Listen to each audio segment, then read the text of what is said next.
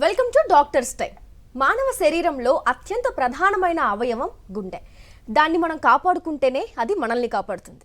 అయితే గుండె వ్యాధుల్ని అశ్రద్ధ చేస్తే అవి మన ప్రాణాలకే ప్రమాదం. అందుచేత గుండెకు సంబంధించిన వ్యాధులపై అవగాహన పెంచుకోవాల్సిన అవసరం ఎంతైనా ఉంది. ప్రపంచవ్యాప్తంగా ఇటీవల కాలంలో గుండెకు సంబంధించిన వ్యాధులు పెరిగిపోతున్నాయి. సరైన ఆహారం తీసుకోవడం, దురలవాట్లకు దూరంగా ఉండటం, ప్రతిరోజు వ్యాయామం చేయడం లాంటివి చేస్తే మన ఆరోగ్యమే కాదు గుండె కూడా పదిలంగా ఉంటుంది. గుండెకి సంబంధించిన సమస్యలపై అవగాహన, గుండె జబ్బులు రాకుండా ఎలాంటి జాగ్రత్తలు తీసుకోవాలి, ఇలాంటి మరిన్ని అంశాలు ఇప్పుడు మనం తెలుసుకుందాం. వీటి గురించి మనకు తెలియజేయడానికి మెడికవర్ హాస్పిటల్ వైద్యులు కార్డియాలజిస్ట్ సుధీర్ గారు మన స్టూడియోలో ఉన్నారు. వారిని అడిగి మరిన్ని వివరాలు తెలుసుకుందాం. అయితే మీరు కాల్ చేయాల్సిన నెంబర్స్ 04023310726 ఆర్ 716. నమస్తే సార్. నమస్తే అండి. సార్, మనం హెల్తీ హార్ట్ గురించి మాట్లాడుకోవాలి అంటే ఫస్ట్ ఆ హెల్తీ హార్ట్ని మెయింటైన్ చేయడానికి ఎలాంటి అలవాట్లు తప్పనిసరి అంటారు? రోజువారీగా మనం చూసుకుంటే first thing early to bed early to rise. ఇది ఎప్పుడో ఓల్డ్ సమ్మత, కానీ ఇప్పుడు చాలా ఇంపార్టెంట్. ఎందుకంటే అందరూ ఇప్పుడు నిద్ర కనీసం అంటే 7 అవర్స్ నిద్ర అనేది చాలా తక్కువగా ఉంటుంది. సో 7 అవర్స్ నిద్ర వెళ్ళిన తర్వాత మీరు ఎర్లీగా రైజ్ అవ్వనే ఎక్సర్సైజ్ అనేది ఎవ్రీడే మీ ఫిజికల్ యాక్టివిటీ అనేది చాలా ఇంపార్టెంట్. అట్లీస్ట్ 30 minutes ఏ డే వర్కౌట్ చేయాలి. దాని తర్వాత మనం చూసుకుంటే ఫుడ్కి వస్తే హోల్ లైక్ గుడ్ ఫుడ్ తీసుకోవాలి, which includes fruits and vegetables as well as whole grains and as well lean meet. దాని తర్వాత హైడ్రేషన్ అండి చాలా ఇంపార్టెంట్. ఇప్పుడు కనీసం మనం రోజుకి 2 to 3 liters ఆఫ్ హైడ్రేషన్ ఉండాలి. And next stress management is very very useful. ఈ 4 అలవాట్లు మనం చేసుకోగలిగితే మనకు హార్ట్ ప్రాబ్లమ్స్ అనేది రాకుండా మనం ప్రివెంట్ చేసుకోవచ్చు.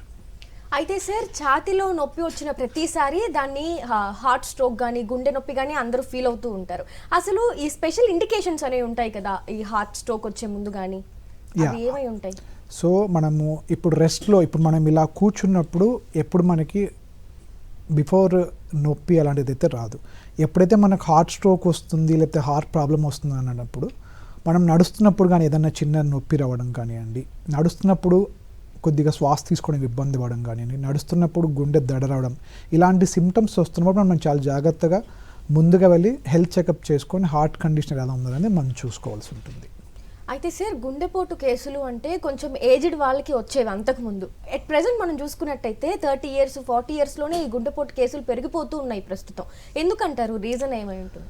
సో ఇప్పుడు మనము గమనిస్తే ఇప్పుడు young people like 30s 40s ఉండే వాళ్ళు ఎక్కువగా లైఫ్ స్టైల్ చేంజెస్ అంటే ఎక్కువ మద్యపానం కింద లైక్ ఆల్కహాల్ కన్జంప్షన్ కానివ్వండి, స్మోకింగ్, తర్వాత ఇన్అడిక్వేట్ స్లీప్, జంక్ ఫుడ్ తీసుకోవడము, ఇలాంటి వాటి వల్ల అన్కంట్రోల్డ్ షుగర్స్ అంటే వాళ్ళకి షుగర్ ఉందన్న విషయం కూడా తెలియకపోవడం, దానివల్ల కొలెస్ట్రాల్ పెరగడము, సడన్గా వాళ్ళకు హార్ట్ అటాక్ రావడం. సో ఎప్పుడైతే స్మోకింగ్ ఇవన్నీ పెరుగుతున్నాయో ఆటోమేటిక్గా యంగ్ ఏజ్లోనే మనకు హార్ట్ ప్రాబ్లం అనేది చాలా ఎక్కువగా వస్తుంది. అయితే బీపీ షుగర్ ఉన్న వారికి ఈ సమస్య ఎక్కువగా వస్తుందంటారు. ఎస్. ఎందుకు మనం బీపీ షుగర్లో చూస్తే మనకు ఏబీసీ అంటే higher A1C and blood pressure and as well as higher cholesterol. ఇప్పుడు హయ్యర్ A1C ఉంటే మనకి ఏమవుతుంది, ఆటోమేటిక్గా మనకు ఎక్కువగా కొలెస్ట్రాల్ ప్రొడక్షన్ అవ్వడం, ఆ కొలెస్ట్రాల్ వెళ్ళి ప్లాక్ డిపాజిట్ అవ్వడం, దాంతో మనకు హార్ట్ అటాక్ రావడం. Same thing with blood pressure వల్ల మనకి ఆర్టరీలో స్టిఫ్నెస్ పెరిగి మనకు ఆర్టరీస్ డ్యామేజ్ చాలా తొందరగా అయ్యి ప్లాక్ డిపాజిషన్ పెరుగుతుంది. దానివల్ల ఆటోమేటిక్గా హార్ట్ అటాక్. అట్లానే కొలెస్ట్రాల్ ఇప్పుడు మీకు డయాబెటిక్ డిస్లిపిడిమియా అంటే హయ్యర్ LDL కొలెస్ట్రాల్ కానివ్వండి, హయ్యర్ ట్రైగ్లిసరైడ్స్, ఇవన్నీ కూడా మీకు ప్లాక్ డిపాజిషన్ చాలా ఎర్లీగా కాజ్ చేసి హార్ట్ స్ట్రోక్ రావడానికి హై ఛాన్సెస్ ఉంటుంది. అంటే ఇప్పుడు కొలెస్ట్రాల్ ఎంతవరకు ఉంటే మంచిది అంటారు సార్? కొలెస్ట్రాల్ నార్మల్గా ఇప్పుడు మనం 2 విధాలుగా చూడండి. ప్రైమరీ ప్రివెన్షన్ అంటే ఇంతవరకు హార్ట్ జబ్బు లేని వాళ్ళకి ఎలా ఉండాలి, ఆల్రెడీ హార్ట్ అటాక్ వచ్చిన వాళ్ళకి ఎలా ఉండాలి. సో మనం ఇప్పుడు మెయిన్గా మనము అందరం చూసేది LDL అంటే బ్యాడ్ కొలెస్ట్రాల్ అంటాం దాన్ని మామూలు టర్మినాలజీలో. అందరికీ అది బిలో 100 మెయింటైన్ చేయడం అనేది చాలా important. Total cholesterol up to 200 వరకు ఉండొచ్చు, కానీ LDL మాత్రం ఎప్పుడు బిలో 100 ఉండాలి. అలానే ట్రైగ్లిసరైడ్స్ ఎప్పుడు లెస్ దెన్ 150 ఉండాలి. సో ఇలా మెయింటైన్ చేయడం వల్ల మనకు హార్ట్ స్ట్రోక్స్ రాకుండా మనం ప్రివెంట్. అదే సెకండరీ ప్రివెన్షన్లో అయితే మాత్రం లెస్ దెన్ 70 మెయింటైన్ చేయడం చాలా మంచిది LDL కొలెస్ట్రాల్. సార్, మనకి ఫస్ట్ కాల్ రైట్ అందుబాటులోకి వచ్చారు. అబ్దుల్ గారు కడప నుంచి. అబ్దుల్ గారు, చెప్పండి మీ సమస్య. నమస్తే అండి. అదే నాకు అది కూడా పెయిన్ వస్తుంది లెఫ్ట్ సైడ్. అబ్దుల్ గారు మీ వాయిస్ కరెక్ట్గా వినిపించట్లేదు, క్లారిటీ లేదు, ఒకసారి మళ్ళీ చెప్పగలరా? హలో, యా చెప్పండి. అదే నాకు రాత్రి పూట లెఫ్ట్ సైడ్ పెయిన్ వస్తుంది ఉంటుంది. ఓకే, అది నిద్ర కరెక్ట్ గా పడద్దు. లెఫ్ట్ సైడ్ పెయిన్ వస్తుంది, దాని తర్వాత అండి అది కొంచెం ముప్పై బిడ్డకి మొత్తం బిసువల్ ఉంది. సార్ మీ వాయిస్ కొద్ది క్లారిటీ లేదండి. Right, okay, thank you Abdul గారు. మీరు ఒకవేళ కాల్ చేసే పని అయితే మీరు చేయాల్సిన నెంబర్స్ 040-233-10726. ఎలాంటి సంప్రదింపులకైనా ఈ నెంబర్కి కాల్ చేయండి. అలాగే సార్, ఇప్పుడు గ్యాస్ట్రిక్ పెయిన్కి ఈ గుండెపోటు పెయిన్కి తేడా తెలియక, అంటే వాళ్ళకి అవగాహన లేక గ్యాస్ట్రిక్ ప్రాబ్లం అని చెప్పి నెగ్లెక్ట్ చేస్తున్నారు సార్. ఈ పెయిన్స్ని ఎలా మీరు గుర్తించాలంటారు? ఇప్పుడు గ్యాస్ట్రిక్ పెయిన్ అయినా హార్ట్ పెయిన్ అయినా అండి, సో పెయిన్ ఇంటెన్సిటీ కూడా డిఫరెంట్గా ఉంటుంది. గ్యాస్ట్రిక్ పెయిన్ మనకి మెయిన్గా సెంటర్ ఆఫ్ ద చెస్ట్లో రావడము, హార్ట్ పెయిన్ వచ్చేసి మనకి లెఫ్ట్ సైడ్ వచ్చేసి మనకి రేడియేటింగ్ పెయిన్, అంటే ఏంటంటే మనకి లెఫ్ట్ హ్యాండ్కి కానివ్వండి, బ్యాక్ సైడ్ ఆఫ్ ద మనకి బ్యాక్ ఆఫ్ ద బాడీకి, అలానే నెక్కు జాకు అంతా వెళ్తుంది. అది గ్యాస్ట్రిక్ పెయిన్కి అంత రేడియేషన్ ఉండదు. అలానే హార్ట్ పెయిన్ వచ్చినప్పుడు దానికి అసోసియేటెడ్ సిమ్టమ్స్ చాలా ఎక్కువగా ఉంటాయి. లైక్ స్వెట్టింగ్ రావడం కానివ్వండి, నాసియా అంటే కడుపులో తిప్పినట్టు ఉండడము, వామిటింగ్ సెన్సేషను, ఇవన్నీ ఉంటాయి. సో ఇవన్నీ ఉన్నప్పుడు ఏంటంటే మనము ఒక కొద్దిసేపు మనం అబ్జర్వ్ చేస్తే మనకు అర్థమైపోతుంది. గ్యాస్ట్రిక్ రిలీఫ్ కొద్దిగా తొందరగానే వస్తుంది. అదే హార్ట్ పెయిన్ పర్సిస్టెంట్గా పెయిన్ పెరుగుతున్నా కానీ తగ్గకపోయినా, సో ప్లీజ్ నియర్ బై హాస్పిటల్కి వెళ్ళి అది గ్యాస్ట్రికా కార్డియాక్ అని మనం చూసుకోవడం. ఎందుకు లేకపోతే అది హార్ట్ పెయిన్ అయి ఉంటే మనకి లైఫ్కే రిస్క్ ఉంటుంది మనం ఏమీ చేయకుండా ఉంటే. అలాగే సార్, మీరు స్టార్టింగ్లో చెప్పినట్లు ఈ స్లీప్ అనేది కూడా చాలా ఇంపార్టెంట్ అని. అయితే ప్రస్తుతం సోషల్ మీడియాలో ట్రెండింగ్ అయ్యేది ఏంటి అంటే, ఇప్పుడు మనకి 7 to 8 hours స్లీప్ ఉంది అంటే హార్ట్ స్ట్రోక్ వచ్చే ఛాన్సెస్ చాలా తక్కువ ఉంటాయి. అలా కాకుండా 5 to 6 hours ఉంది అంటే హార్ట్ స్ట్రోక్ రావడానికి 80% ఛాన్సెస్ ఉన్నాయి అని చెప్తున్నారు సార్. ఎంతవరకు నిజం అది? అవునండి, అట్లా ఇప్పుడు టైమే కాదు ఇక్కడ ఇంపార్టెంట్. మీరు చెప్పినట్టు 7 to 9 hours is the like average sleep తీసుకున్నా కూడా క్వాలిటీ ఆఫ్ స్లీప్ చాలా ఇంపార్టెంట్. అంటే చాలామంది మేము చాలాసేపు మేము 7 hours నిద్రపోతున్నాం, 9 hours నిద్రపోతున్నాం, కానీ వాళ్ళకి అబ్స్ట్రక్టివ్ స్లీప్ యాప్ని అట్లా ఉండే ఛాన్సెస్ ఉంటుంది. అలా ఉన్నప్పుడు కూడా ఏంటంటే నిద్రపోతారు కానీ టైము సరిపోదు. మీరు అన్నట్టు 5 to 6 hours పడుకున్నా కూడా ఆటోమేటెడ్గా మీకు బాడీ రికవరీ ఉండదు. మీ కార్టిజాల్ లెవెల్స్ అవన్నీ కూడా ఇంకా ఎలివేటెడ్గా ఉంటాయి ఆటోమేటిక్గా. So your body will not get a sufficient rest. So ఆబ్వియస్గా మీకు మళ్ళీ మనకు ఫ్యాట్ డిపాజిషన్, ప్లాక్ డిపాజిషన్ అనేది చాలా ఎక్కువగా ఉంటుంది. దీనివల్ల మనకు అడ్రినలిన్ రష్ పెరిగిపోయి ఆటోమేటిక్గా హార్ట్ అటాక్ అనేది రావడానికి హై ఛాన్సెస్ ఉంటుంది. అయితే ఇప్పుడు స్ట్రెస్ ప్రతి ఒక్కరికి కూడా ఈ వర్క్ పరంగా కానీ ఫైనాన్షియల్ పరంగా ఏదో ఒక స్ట్రెస్ ఫీల్ అవుతూనే ఉంటారు. ఈ స్ట్రెస్ అనేది గుండెపై ఎలా ప్రభావం చూపిస్తుందంటారు? So stress is and direct evidence అండి. ఇప్పుడు స్ట్రెస్ ఉండడం వల్ల ఏంటి, మనకు హార్ట్ రేట్ పెరుగుతుంది. అంటే ఇప్పుడు ఏదన్నా ఒక స్ట్రెస్, ఒక డిఫికల్ట్ సిచ్యువేషన్ ఉన్నప్పుడు ఆటోమేటిక్గా మన బాడీ ఒక ఫైటింగ్ మెకానిజంలోకి వెళ్ళిపోతుంది. వెళ్ళినప్పుడు మన హార్ట్ రేట్ ఎలివేటెడ్ అవుతుంది. సో సింపథెటిక్ సిస్టమ్ యాక్టివేట్ అయ్యి దాని తర్వాత దానివల్ల మనకి ఎలివేటెడ్గా అడ్రినలిన్, కార్టిజాల్ లెవెల్స్ పెరుగుతాయి.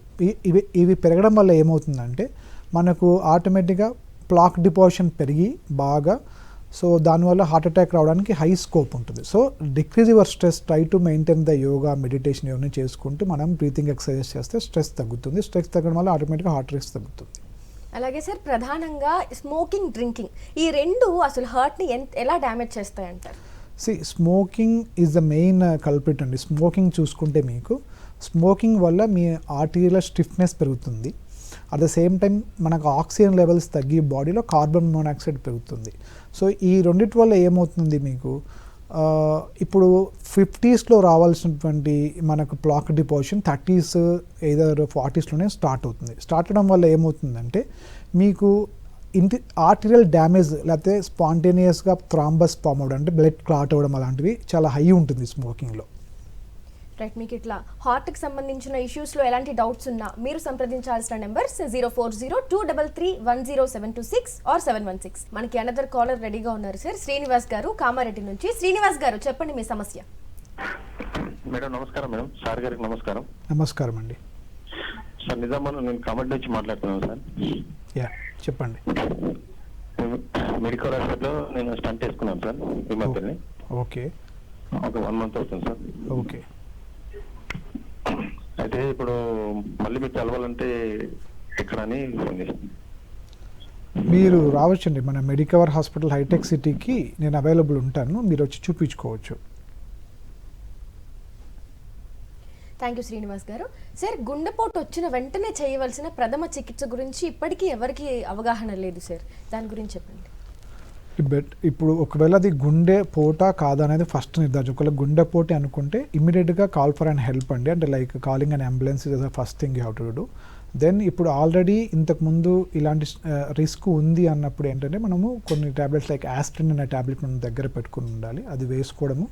దాని తర్వాత ఒకవేళ ఆయన పేషెంట్ కానీ ఇన్ కేస్ ఆయన అన్రెస్పాన్సివ్గా ఉంటే ఇమీడియట్గా సిపిఆర్ చేయడము, ఎయిర్వే మనకు కొద్దిగా బ్రీతింగ్ ఇవ్వడము ఇచ్చి ఇమ్మీడియట్గా నియర్ బై హాస్పిటల్కి షిఫ్ట్ చేయడం అనేది చాలా ఇంపార్టెంట్. ప్రథమ చికిత్స అంటే మనం ఇంట్లో చికిత్స చేయలేము హార్ట్ అటాక్కి. So going to a nearby hospital is very very important as early as possible అండి. Okay sir. Heart attack, cardiac arrest రెండు ఒకటేనా సార్?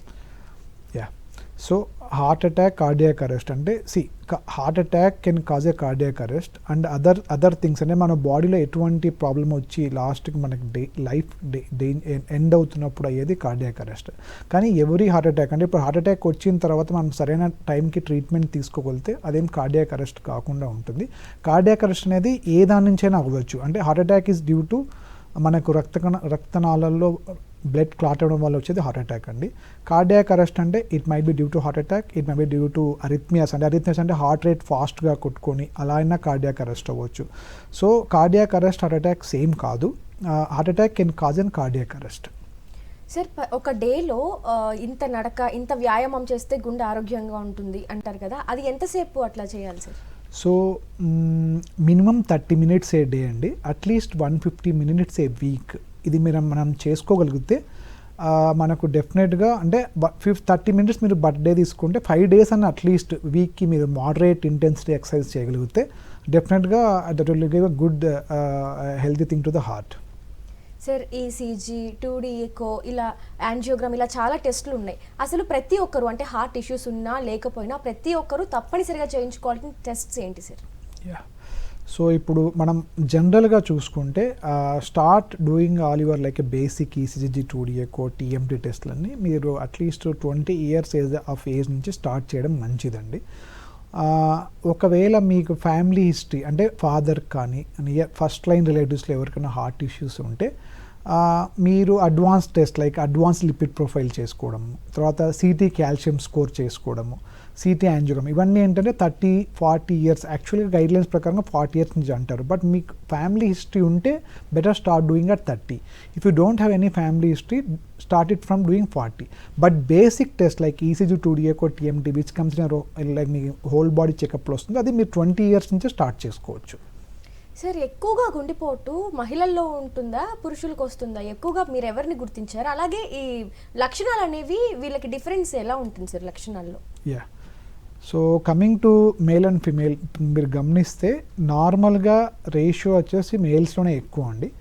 బట్ అది ఎప్పటి వరకు అంటే ఫిమేల్స్కి టిల్ మెనోపాస్ వరకు వాళ్ళకి హార్మోనల్ ప్రొటెక్షన్ ఉంటుంది, like oestrogen and all this good things will protect the heart. But once menopause అయిన తర్వాత they will be equivalent to males.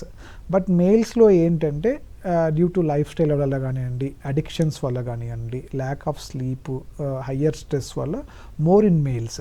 But presentation ఎలా ఉంటుంది మేల్స్ ఫిమేల్స్తో చూస్తే మీరు మేల్స్లో క్లాసిక్ సిమ్టమ్స్ చూస్తారు. ఎందుకు అంటే మేల్స్కి major attacks like main arteries block అవడం లాంటివి ఉంటుంది.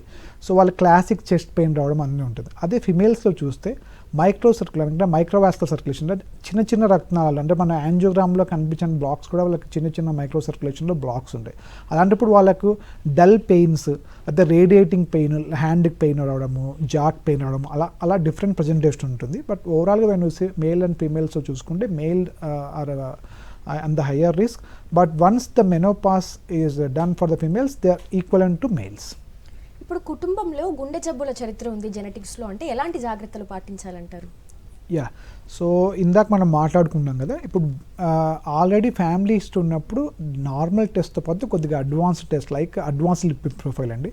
సో మనం నార్మల్గా కొలెస్ట్రాల్ టెస్ట్ చేస్తే టోటల్ కొలెస్ట్రాల్, ఎల్డిఎల్, హెచ్డిఎల్ అవి చూస్తాము. బట్ అడ్వాన్స్ లిపిడ్ ప్రొఫైల్ ఏంటంటే lipo A, apo lipo B, తర్వాత హోమోసిస్టిన్ లెవెల్స్, మీ హెచ్ఎస్సిఆర్పి లెవెల్స్, ఇవన్నీ చూసుకోవడమే కాకుండా మీ CT calcium score at the age of 30 years మీరు ఒకవేళ ఇమ్మీడియట్ ఫ్యామిలీ మెంబర్కి ఆల్రెడీ హార్ట్ రిస్క్ ఉంటే 30 yearsకి మీ కాల్షియం స్కోర్ చేసుకొని వీటిని అన్ని రెగ్యులర్గా చూసుకుంటూ షుగర్స్ని కంట్రోల్లో పెట్టుకొని కొలెస్ట్రాల్ కంట్రోల్లో పెట్టుకుంటే ఫ్యామిలీ హిస్టరీ ఉన్నప్పుడు మనం జాగ్రత్తగా ఉండడానికి ఛాన్సెస్ ఉంటుంది. ఓకే సార్, అంటే ఇది అపోహ అంటారో నిజం అంటారో నాకు తెలియదు. మీరు ఇందాక చెప్పారు కదా 30 to 150 మినిట్స్ వరకు నడక లేదా వ్యాయామం చేయొచ్చు అని. చాలా మంది జిమ్లో వర్కౌట్ చేస్తూ ఉండగానే హార్ట్ స్ట్రోక్ రావడము, దానికి రీజన్ ఏమై ఉంటుంది సార్? సో ఎప్పుడైనా సరే నేను ఇందాకనే చెప్తా ఉన్నాను, యంగ్స్టర్స్లో లైక్ వాళ్ళకి సిమ్టమ్స్ కొద్దిగా ఉంటాయి, వాటిని నెగ్లెక్ట్ చేస్తారు. చేసి ఏంటంటే అది ఒక గ్యాస్ట్రిక్ పెయిన్ ఏమో, ఆ పెయిన్తోనే వాళ్ళు జిమ్కి వెళ్ళిపోతారు. సో ఆల్రెడీ మనకు లోపల హార్ట్ డ్యామేజ్ స్టార్ట్ అయి ఉంటుంది. వాళ్ళు ఆల్రెడీ జిమ్స్ చేసి ఎగ్జర్షన్లోకి వచ్చినప్పుడు హార్ట్కి ఇంకా బ్లడ్ సప్లై తగ్గిపోయి ఇమీడియట్గా వాళ్ళు ఆన్ ది స్పాట్ మనం చూస్తూ ఉన్నాం, వీడియోస్ చాలా వైరల్ కూడా అయ్యాయి. సో ఎప్పుడైనా సరే ఏదైనా డిస్కంఫర్ట్ ఉంది, మీకు ఏదైనా చెస్ట్ డిస్కంఫర్ట్ కాదు, ఇంకేదైనా సరే ఫెటిగబిలిటీ ఉంది, లేకపోతే ఇంకొక ఫీవర్ ఉంది, ఇంకోటి ఉంది అన్నప్పుడు better don't do a workout, try to take a rest. And తర్వాత మీరు ఒకసారి డాక్టర్ని కన్సల్ట్ అయ్యి okay you are fit enough అన్నప్పుడే జిమ్కి వెళ్ళడం చాలా ఇంపార్టెంట్ అండి. మన వాళ్ళు ఏం చేస్తారంటే ఏ చిన్న నొప్పున అది ఏదో గ్యాస్ట్రిక్ సరిగా పడుకోకుండా అలానే జిమ్కి వెళ్ళిపోతూ ఉన్నారు, ఆటోమేటిక్గా జిమ్లో కొలాప్స్ అయిపోతూ ఉన్నారు. రైట్ సార్, చాలా మందికి నిద్రపోయేటప్పుడు కూడా ఈ గుండెపోటు వస్తూ ఉంటుంది సార్, దానికి రీజన్ ఏంటి? ఎవరికి ఎక్కువ ఇట్లా అవుతూ ఉంటుంది?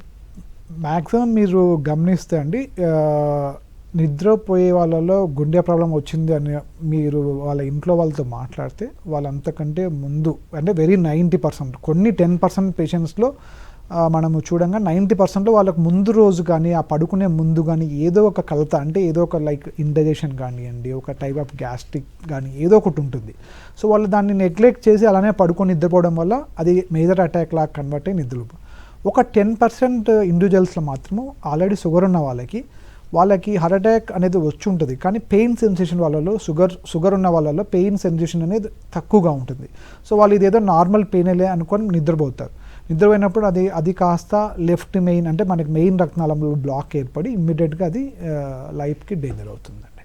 అయితే ఇప్పుడు యువతలో ఎనర్జీ డ్రింక్స్ కానీ ఈ ప్రీ వర్కౌట్ సప్లిమెంట్స్ తీసుకుంటూ ఉంటారు కదా, ఇప్పుడు అవి ఎంతవరకు గుండెపై ప్రభావం చూపుతాయి సార్?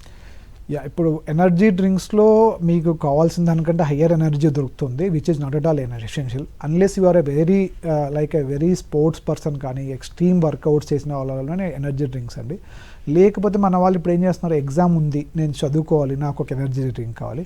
సో ఈ ఎనర్జీ డ్రింక్స్లో high sugar and high caffeine ఉంటుంది. సో విచ్ ఇస్ డైరెక్ట్లీ మీకు ఈ కెఫీన్ ఏమవుతుందంటే సింపథెటిక్ సిస్టమ్ యాక్టివేట్ అయిపోయి ఆటోమేటిక్గా మీ హార్ట్ రేట్ పెరుగుతుంది.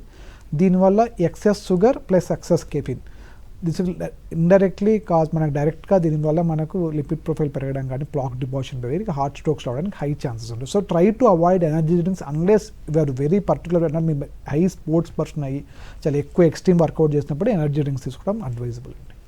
అయితే హార్ట్ స్ట్రోక్ వచ్చిన వ్యక్తిని సార్ హాస్పిటల్కి తీసుకెళ్లేటప్పుడు వాళ్ళ ఫ్యామిలీ మెంబర్స్ కానీ పక్కన ఉండే వాళ్ళు కానీ చేసే సాధారణమైన తప్పేమంటారు? అంటే ఇప్పుడు మీరు చూస్తే ఆయన ఒకవేళ పడిపోయినారు అంటే ఇమ్మీడియట్గా ఆయన చుట్టూ ఎక్కువ జనాలు చేరకపోవడం కానీ ఆయన గాలి సరిగ్గా ఆడకపోవడం అన్నీ చేస్తూ ఉంటారు. అలా కాకుండా ఆయనకు సఫిషియెంట్గా గాలి ఆడేటట్లు చేయడం కానివ్వండి. ఇన్ కేస్ ఆయన పూర్తి అన్రాస్పాసం అంటే ఇమ్మీడియట్గా సిపిఆర్ స్టార్ట్ చేసుకుని మనం ఇప్పుడు ఆల్రెడీ సిపిఆర్ మనము క్యాంపెయిన్స్ ఆల్రెడీ చేస్తున్నాం చాలా. So how to do a basic CPR and breathing ఇచ్చి ఆయనను తొందరగా హాస్పిటల్ తీసుకెళ్ళాలి. లేకపోతే మన వాళ్ళు ఏం చేస్తూ ఉంటారంటే ఆయన చుట్టూ చేరడం, ఆయనకు ముందే గాలి సరిగా ఆడకుండా గాలి ఆడకుండా చేయడం, అలా చేయకుండా so take him to A nearest as quickly as possible nearest hospital. Okay sir, మనకి అందరు కాలర్ రెడీగా ఉన్నారు. మధుసూదన్ గారు నెల్లూరు నుంచి. మధుసూదన్ గారు చెప్పండి మీ సమస్య ఏంటి? అమ్మా నమస్తే అమ్మా.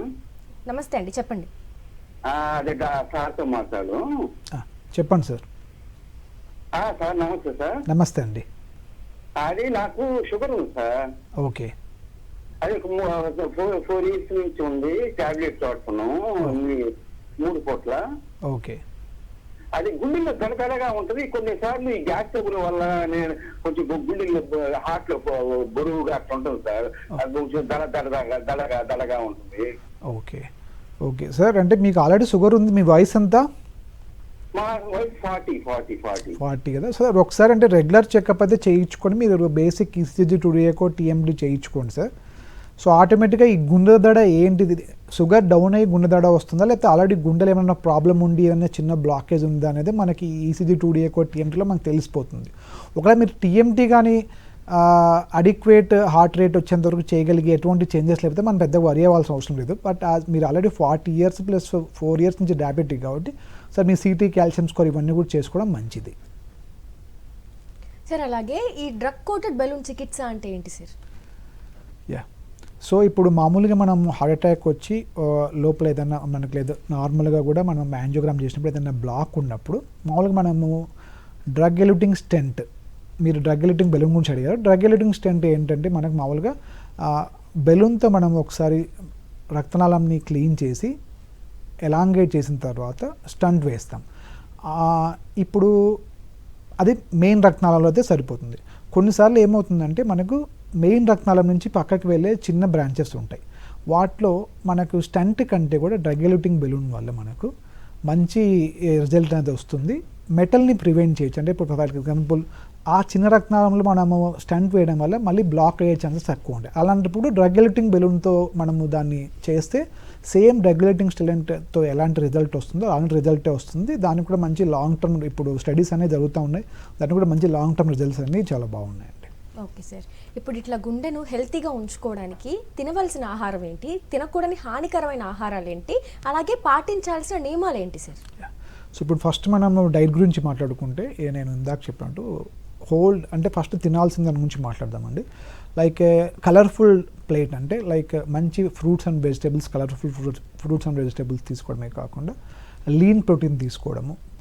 తర్వాత మీరు లో సాల్ట్ అంటే సాల్ట్ని maximum less than like 2 grams కంటే ఎక్కువ తీసుకోకపోవడం. షుగర్స్ను మనకు యాజ్ పర్ ఏహెచ్ అంటే అమెరికన్ హార్ట్ అసోసియేషన్ ప్రకారంగా 30 grams to 36 grams per male and 25 grams per female, అంతకంటే షుగర్ తీసుకోకూడదు. రెండోది ఆయిల్ కన్జంప్షన్ అండి. వెరీ లైక్ 4 teaspoons అంటే for example not more than 20 to 30 ml కంటే పర్ డే తీసుకోకూడదు. ఆల్రెడీ హార్ట్ రిస్క్ ఉన్న వాళ్ళకైతే 10 ml to 15 ml కంటే ఎక్కువ తీసుకోకండి ఆయిల్ని. అలానే క్యాన్డ్ ఫుడ్, స్టోర్డ్ ఫుడ్స్ అసలు అవాయిడ్ చేయండి. అసలు క్యాన్డ్ ఫుడ్, స్టోర్డ్ ఫుడ్స్ తినకూడదు. అండ్ ఎందుకు వాటిలో ప్రిజర్వేటివ్స్ ఉంటాయి, as well as high salt, high sugars అన్నీ ఉంటాయి. So try to avoid all these things and try to అంటే మంచి ఫుడ్ అంటే లైక్ యాంటీ ఆక్సిడెంట్ అంటే లైక్ నట్స్ కానివ్వండి, fruits, vegetables, olive oil, omega 3 ఉండే ఫిష్ ఇవన్నీ తీసుకోవాలి. Thank you sir. Healthy heart కోసం తీసుకోవాల్సిన జాగ్రత్తలు చెప్పారు. అలాగే హార్ట్ అటాక్ అప్పుడు, హార్ట్ స్ట్రోక్ అప్పుడు ఎలాంటి జాగ్రత్తలు తీసుకోవాలని ఎన్నో అంశాలు చాలా క్లియర్గా ఎక్స్ప్లెయిన్ చేశారు sir. Thank you very much. ఇది వాళ్ళ డాక్టర్స్ టైం. చూస్తూనే ఉండండి సాక్షి.